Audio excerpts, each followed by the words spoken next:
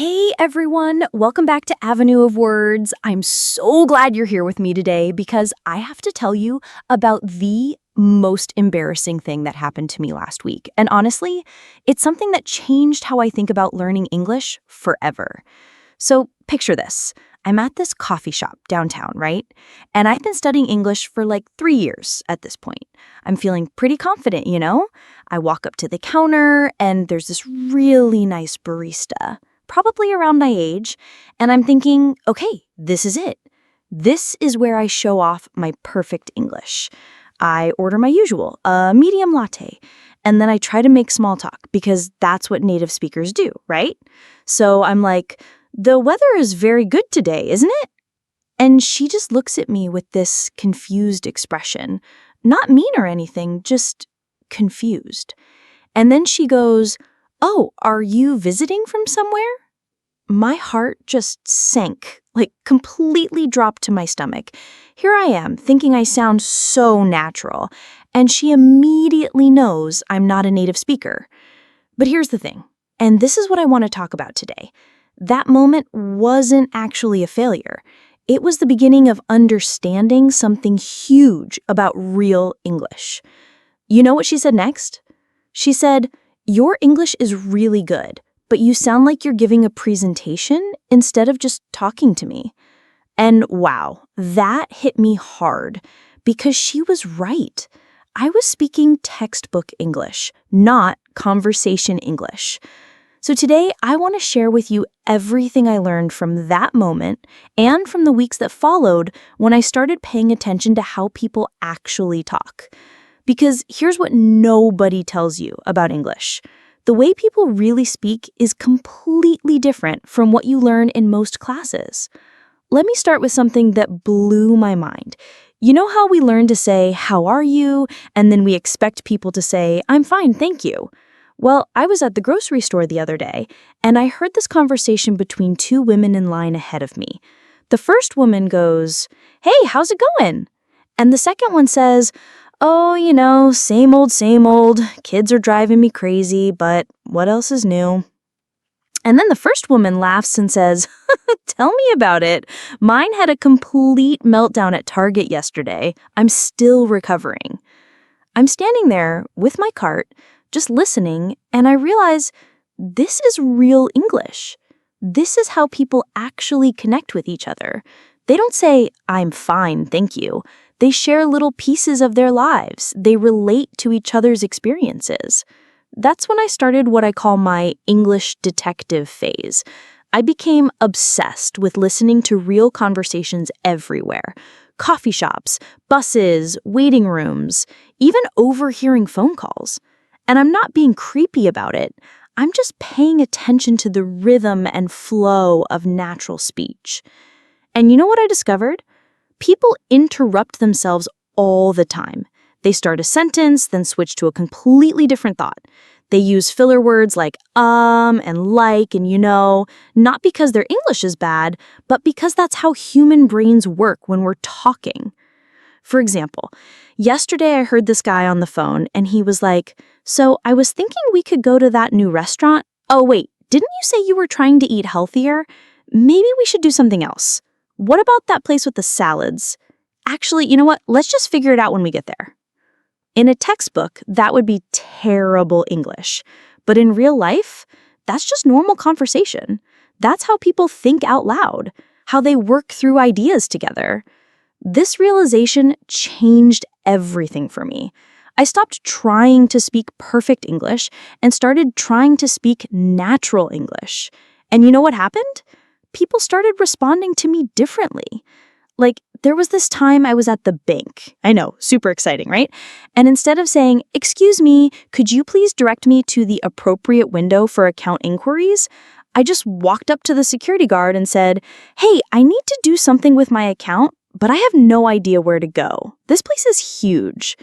And he laughed and said, "Yeah, it's confusing. You want the customer service desk over there. Jane will take care of you. She's awesome." See the difference? When I spoke naturally, even with my accent, even with my imperfect grammar, I created a human connection. When I spoke like a textbook, I created distance.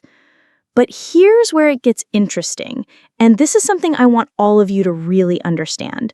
Learning to speak naturally doesn't mean throwing grammar out the window.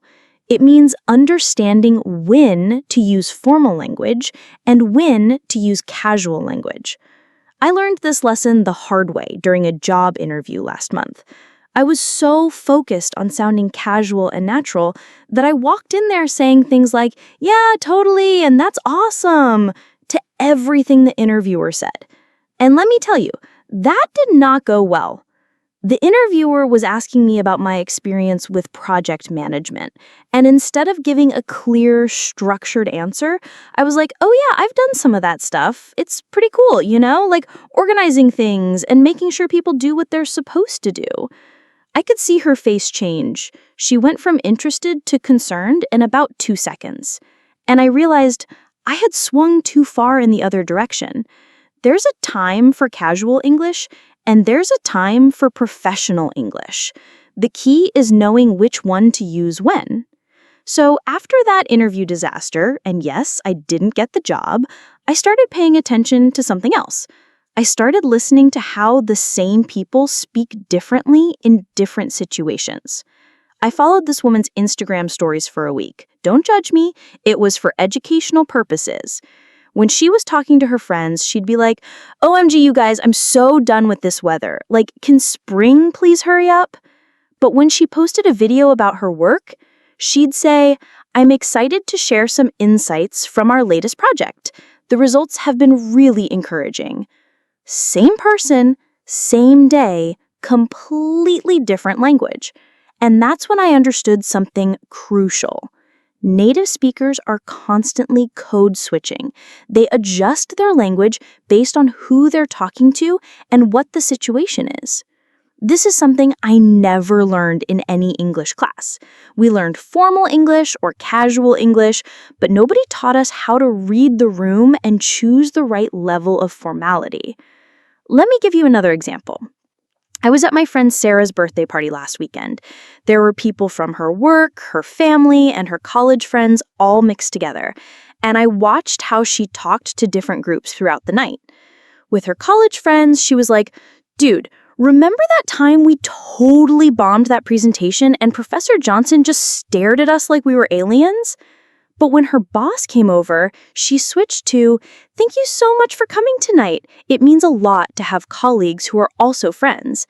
And with her grandmother, she was like, "Grandma, you look beautiful tonight. That dress is perfect on you."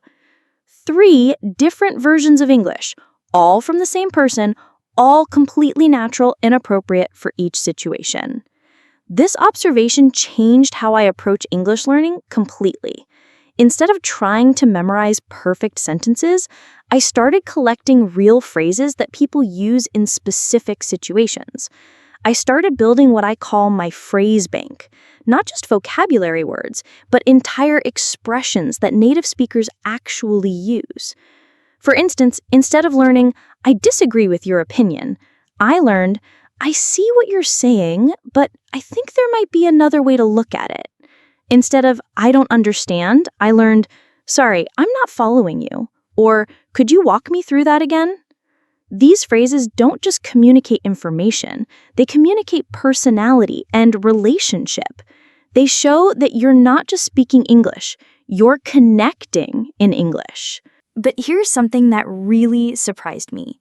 The more I focused on natural phrases and expressions, the more I realized how much English is about implication rather than direct statement. Like, when someone says, "We should grab coffee sometime," they might not actually be planning to schedule a coffee date. It's often just a polite way of saying, "I enjoyed talking to you." But when someone says, "Are you free for coffee this Thursday afternoon?" that's a real invitation. I learned this through a series of very confusing interactions where I thought people were making concrete plans with me, and then I'd follow up and they'd seem surprised. It took me forever to understand that some phrases are social pleasantries, not actual commitments.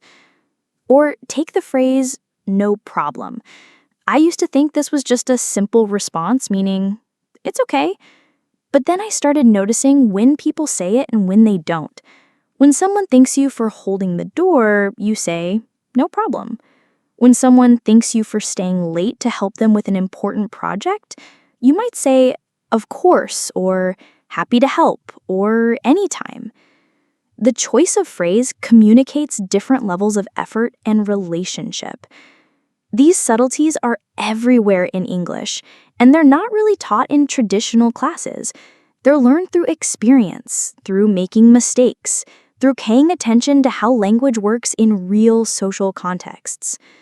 Speaking of mistakes, let me tell you about the time I learned the difference between "Can I ask you something?" and "Can I ask you a favor?"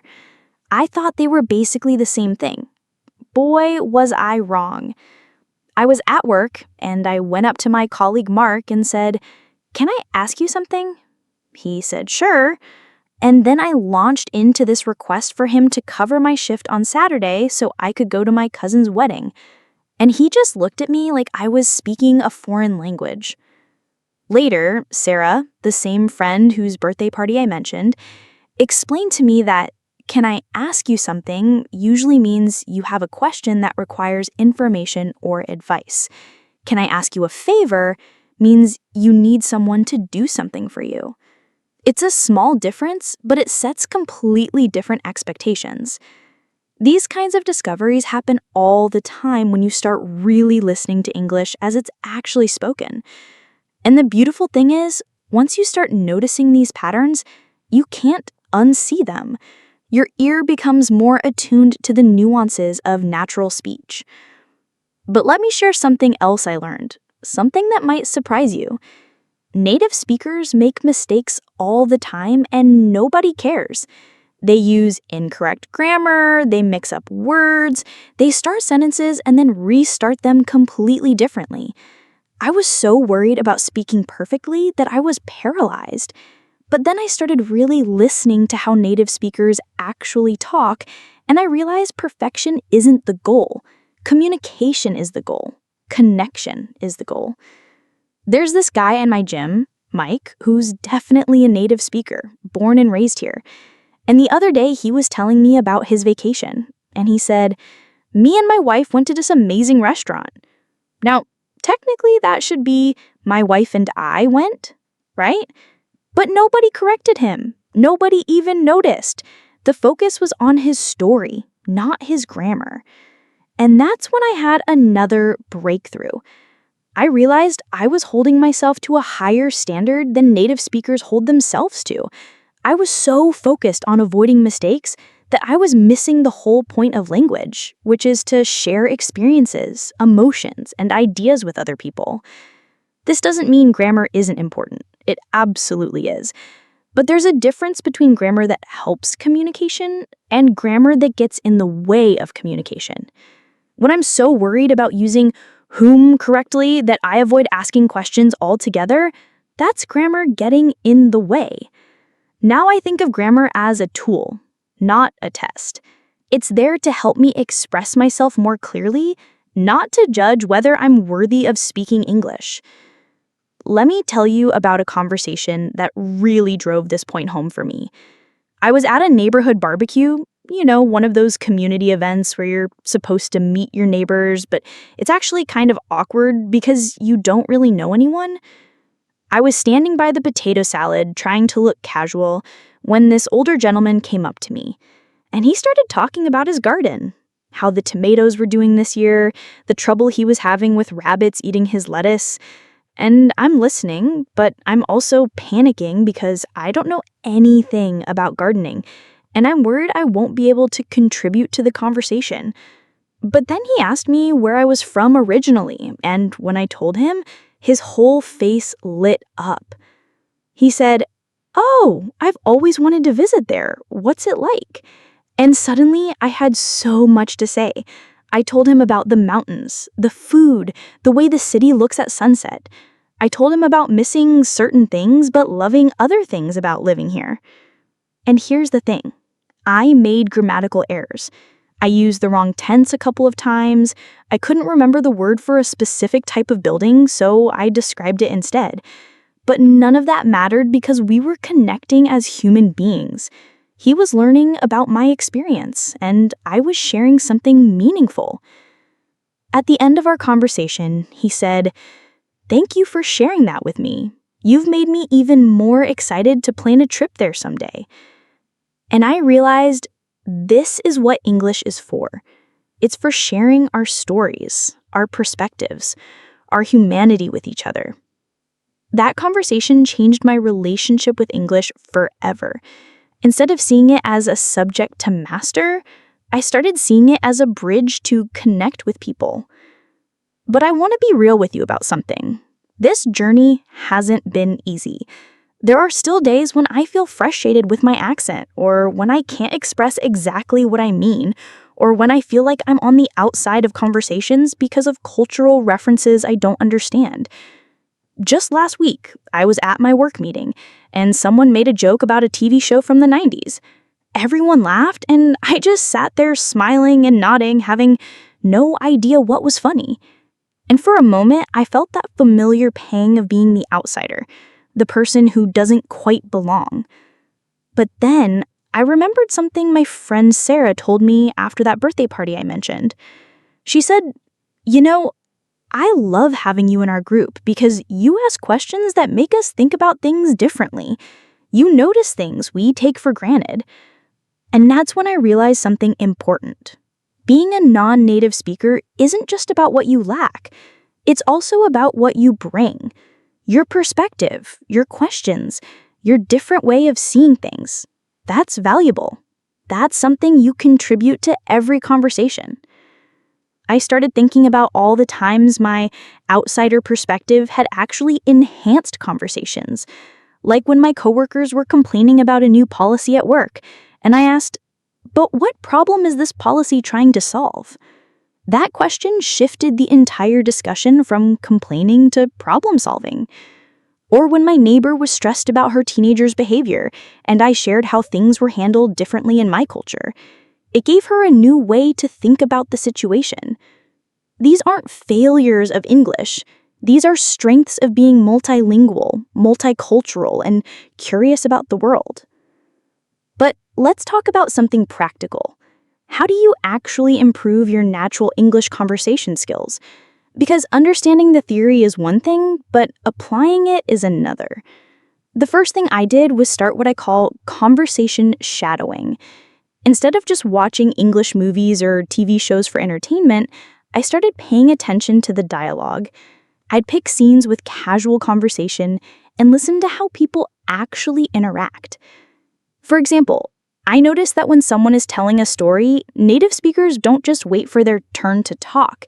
They respond throughout the story with little comments like, "Really? No way. That's crazy.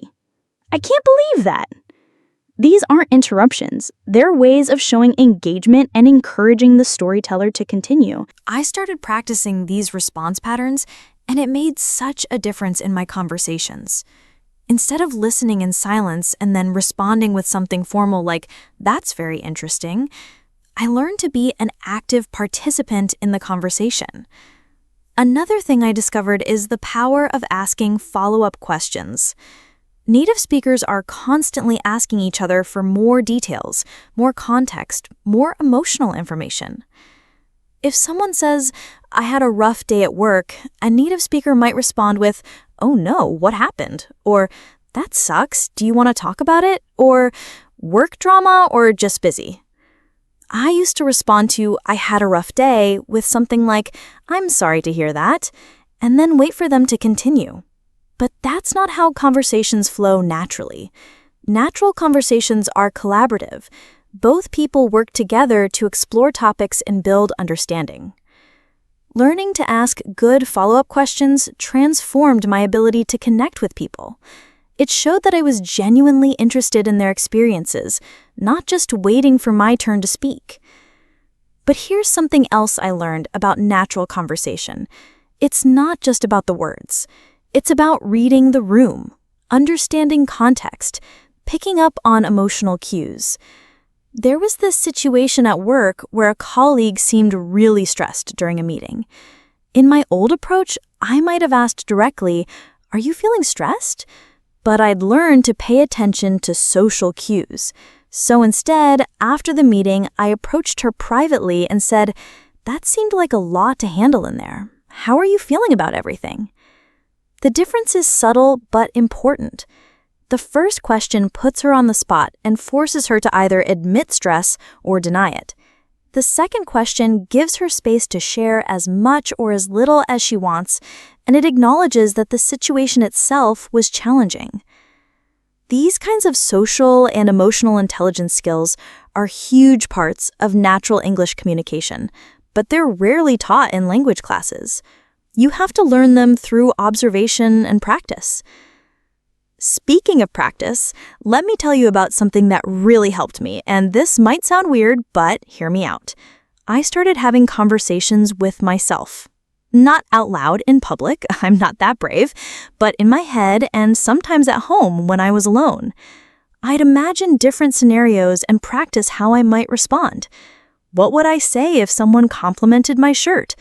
What would I say if someone asked about my weekend plans? What would I say if someone shared good news with me? This mental practice helped me build confidence and fluency in low-stakes situations.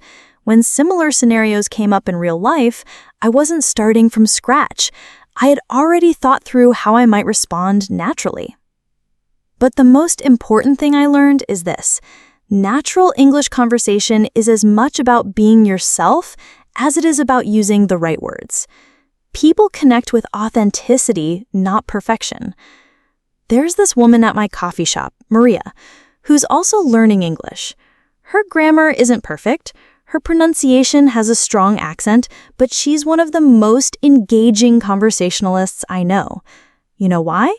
Because she's genuinely interested in people. She asks thoughtful questions. She shares interesting observations. She has a great sense of humor. When Maria talks to people, they light up. They want to continue the conversation. They remember her. Not because her English is perfect, but because her personality shines through her English. That's what I want for all of you. I want your personality to shine through your English.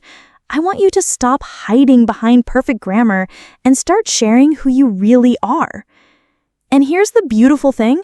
The more you practice being yourself in English, the more natural your English becomes.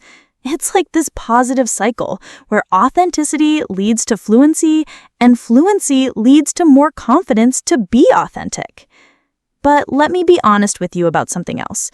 There are still moments when I feel insecure about my English. Just yesterday, I was at a doctor's appointment and the nurse asked me about my family medical history. I was trying to explain something my grandmother had told me about our family's health background, but I couldn't remember the exact medical terms in English. I started to panic, thinking I sounded unprofessional or unprepared, but then I remembered everything I'd learned about natural communication. So instead of struggling with technical terms I wasn't sure about, I said, "I'm not sure of the exact medical term, but my grandmother described it as," and I explained it in my own words. The nurse understood perfectly. She even thanked me for being so thorough. And I realized clear communication is always better than impressive vocabulary. This is something I think a lot of English learners struggle with.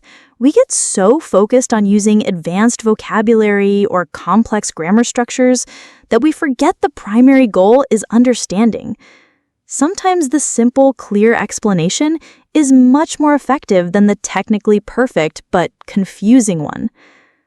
Now, let me share with you some specific strategies that have really helped me develop more natural conversation skills. First, I started collecting what I call conversation bridges, phrases that help you navigate from one topic to another, or from one speaker to another, or from one idea to another. For example, instead of abruptly changing subjects, I learned phrases like, "That reminds me of," or "Speaking of which," or "On a completely different note." These little bridges make conversations flow more smoothly and feel more natural. I also learned agreement amplifiers, ways to agree with someone that show different levels of enthusiasm or connection. Instead of just saying yes or "I agree," I learned to say things like, absolutely. You're so right about that. Or I was just thinking the same thing. Or that's exactly how I feel. These aren't just different ways of saying yes, they're ways of building rapport and showing that you're emotionally engaged in the conversation. Another category I collected was diplomatic disagreement phrases. Because let's be honest, sometimes you need to disagree with someone, but you want to do it in a way that maintains the relationship and keeps the conversation productive. Instead of, "No, you're wrong," I learned phrases like, "I see what you're saying, but I have a different perspective." Or, "That's interesting, I hadn't thought about it that way." Or, "I can understand why you'd think that, but my experience has been different." These phrases allow you to disagree while still respecting the other person's viewpoint and keeping the conversation collaborative rather than adversarial. But here's something really important I want to emphasize. All of these tools and phrases are tools, not rules. The goal isn't to memorize a script for every possible conversation. The goal is to understand the patterns and principles so you can adapt them to your own personality and style. I have a friend who's also a non-native English speaker, and she has a completely different conversation style than I do. She's more direct than I am, more comfortable with silence, quicker to share personal information, but her English conversations are just as natural and engaging as anyone else's because she's learned to be authentically herself within the patterns of English communication. That's what I want for you too. I want you to find your own voice in English, not try to copy someone else's voice. And speaking of finding your voice, let me tell you about something that really helped me build confidence in group conversations. Group conversations used to terrify me because there are so many people to keep track of, so many different conversation threads, so much happening all at once. But I learned that you don't have to contribute to every single topic or respond to every single comment. Native speakers don't do that either. They pick and choose when to jump in based on their interest, their knowledge, and their energy level. I started paying attention to how people enter and exit conversations naturally. Someone might say, "Oh, I have a story about that," to jump into a topic they're excited about. Or they might say, "I'll let you two continue, I need to grab some water," to gracefully exit a conversation that's moved beyond their interest. Learning these entry and exit strategies made group conversations much less overwhelming for me. I didn't have to be on the entire time. I could participate when I had something valuable to contribute and listen when others were sharing their expertise or experiences. This brings me to something else that's been really important for me in my English journey: learning to be comfortable with not knowing everything. There's this pressure, especially as a non-native speaker, to have an opinion or response to everything. But native speakers say, "I don't know," or "I've never thought about that," all the time. Learning to say, "That's not really my area," or "I'm not familiar with that," or "I'd love to hear more about it," gave me so much freedom in conversations.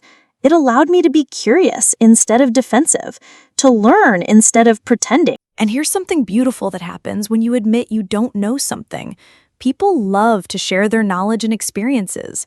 When I say, "I've never tried that cuisine, what's it like?" the other person gets to be the expert and share something they're passionate about. It creates a much more engaging dynamic than if I pretended to know about everything.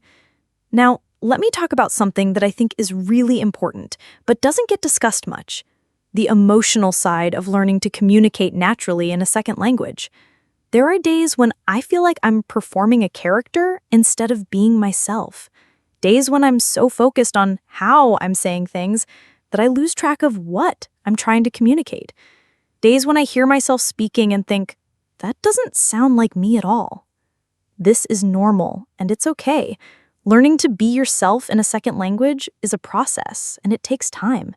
You're not just learning new words and grammar, you're learning how to express your personality, your humor, your values, your emotions in a completely different linguistic system. Some days that feels exciting and empowering. Other days, it feels exhausting and inauthentic. Both reactions are valid parts of the journey. What helped me was remembering that even native speakers adjust their communication style based on context. The you that talks to your best friend is different than the you that talks to your boss, which is different than the you that talks to your grandmother. We all have multiple versions of ourselves that we use in different situations. Learning English conversation skills is just expanding your repertoire of selves, adding an English speaking version to your collection. It doesn't replace who you are in your native language. It just gives you another way to connect with people. And here's something that might surprise you. Becoming more fluent in English conversation has actually made me more aware of how I communicate in my native language too. I notice patterns and habits I never paid attention to before. I've become more intentional about how I express myself in all languages. This metacognitive awareness, thinking about how you think and communicate, is one of the unexpected benefits of learning to speak naturally in a second language. It makes you a more thoughtful communicator overall. But let's get practical again. One of the biggest challenges in natural English conversation is understanding humor, sarcasm, and cultural references. These are areas where even advanced English learners can feel lost. I remember being at a dinner party where someone made a joke about a political situation and everyone laughed except me. I understood all the words, but I didn't understand the cultural context that made it funny. I felt like I was watching a movie with half the subtitles missing. This is where having curious, patient friends becomes invaluable. After that dinner party, I asked my friend Sarah to explain the joke to me. She didn't just explain the immediate reference, she gave me the whole cultural background that made the joke work. And then she started pointing out similar patterns in other conversations. Having someone who can decode cultural subtext for you is like having a conversation tutor. They can help you understand not just what was said, but why it was said that way and what the appropriate response would be. But even without that kind of help, you can develop your cultural communication skills by paying attention to what makes people laugh, what makes them uncomfortable, what topics they avoid or embrace. I started keeping a mental note of successful jokes I heard, not to repeat them because humor is so context dependent, but to understand the patterns and styles that work in different social groups. I also learned that it's okay to not get every joke or reference. Native speakers don't catch everything either, especially if it's outside their generation, their interests, or their cultural background. Learning to laugh along without understanding everything, or to ask for clarification when you're genuinely curious, is part of natural conversation flow. As I'm wrapping up today's episode, I want to leave you with the most important lesson I've learned about natural English conversation. It's not about being perfect. It's about being present. When you're fully engaged in a conversation, listening actively, responding authentically, asking genuine questions, and sharing relevant experiences, people don't focus on your grammar or your accent. They focus on the connection you're creating together. The barista who first made me realize I sounded like I was giving a presentation, I went back to that coffee shop a few weeks later and she remembered me. She asked me how I was doing, and we had this lovely conversation about our favorite coffee drinks and weekend plans. And you know what? I still had an accent. My grammar still wasn't perfect, but we connected as human beings, and that's what mattered. That's what I want for all of you. I want you to stop worrying so much about sounding like a native speaker and start focusing on sounding like yourself. Your authentic, curious, engaged, imperfect, wonderful self. English is just a tool for sharing who you are with the world. Don't let the tool become more important than the message. Keep practicing, keep listening, keep being brave enough to have real conversations with real people. Make mistakes, learn from them, and keep going. Your voice matters, your perspective is valuable, and your stories deserve to be heard. Thanks for spending this time with me today. I'd love to hear about your own English conversation experiences in the comments. What's been your biggest challenge? What's been your biggest breakthrough? What advice would you give to someone just starting this journey? Until next time, keep practicing, keep connecting, and remember, you're not just learning English, you're learning to be yourself in English, and that's a beautiful thing.